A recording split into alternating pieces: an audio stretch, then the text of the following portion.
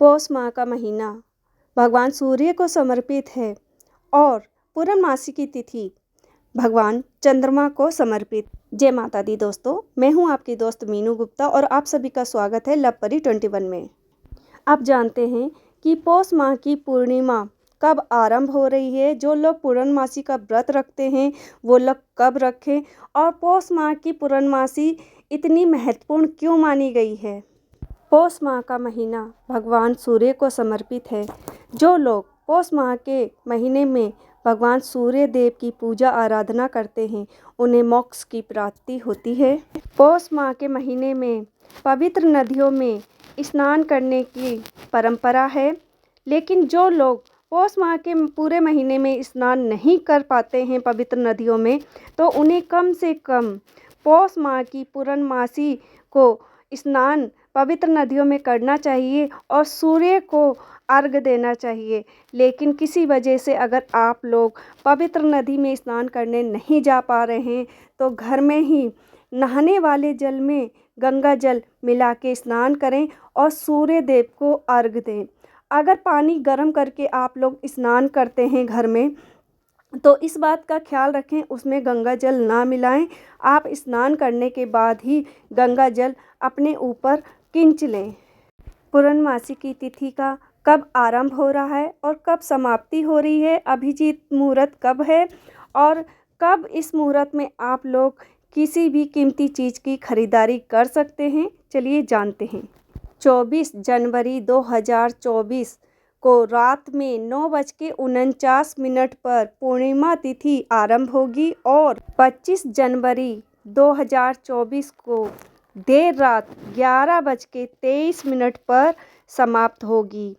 इसीलिए उदया तिथि के हिसाब से 25 जनवरी को ही स्नान दान की पूर्णमासी का व्रत रखा जाएगा और उसी दिन पूर्णमासी मनाई जाएगी और दिन गुरुवार पड़ रहा है।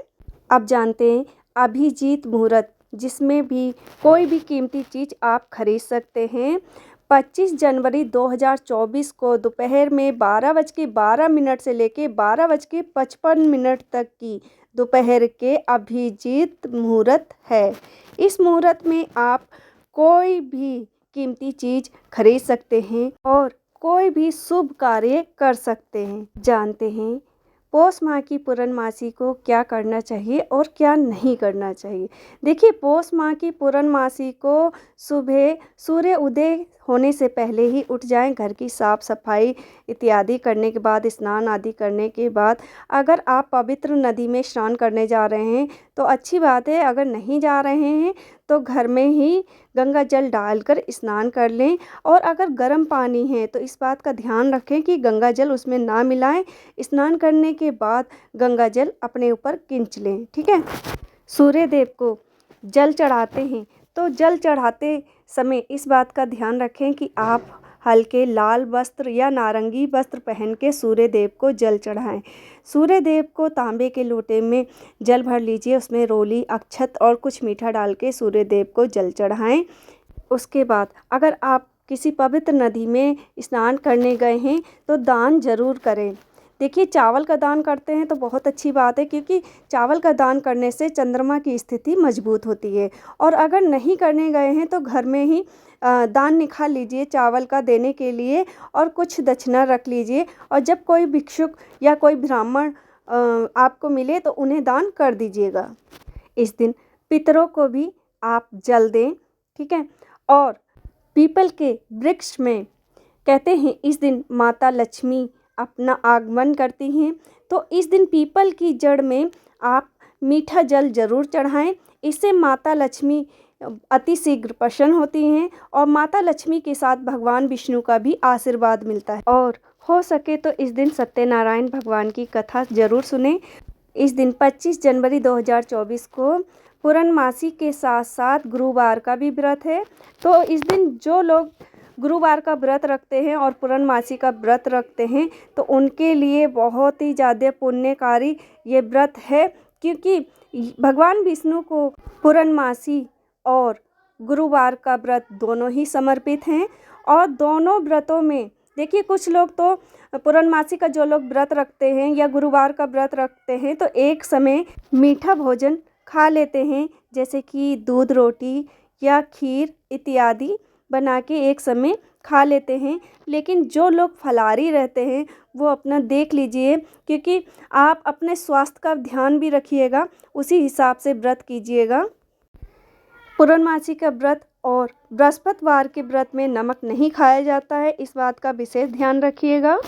शाम के समय पूजा आरती करने के बाद चंद्रमा को अगर अर्घ पति पत्नी दोनों मिलकर दूध का अर्घ देते हैं तो इससे पति पत्नी के रिश्ते में मधुरता हमेशा बनी रहती है। चंद्रमा उदय होंगे 5:29 पर, तो पति पत्नी अगर दोनों मिलके अर्घ देते हैं दूध का तो ये बहुत ही ज़्यादा पति पत्नी के रिश्ते में मिठास बनी रहेगी।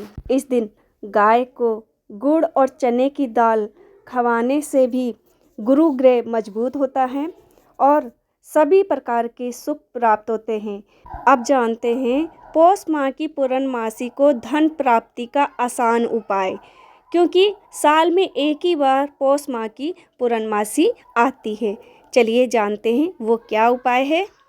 पौष माह की पूर्णमासी वाले दिन भोजपत्र पर लाल चंदन से 3 बार गायत्री मंत्र लिखकर अपने अगर आप पर्स में रखते हैं तो इससे बहुत ही ज़्यादा लाभ प्राप्त होता है और धन प्राप्ति के योग बनते हैं।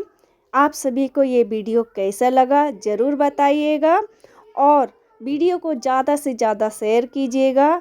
फिर मिलेंगे अगले किसी नए वीडियो में, तब तक के लिए जय माता दी।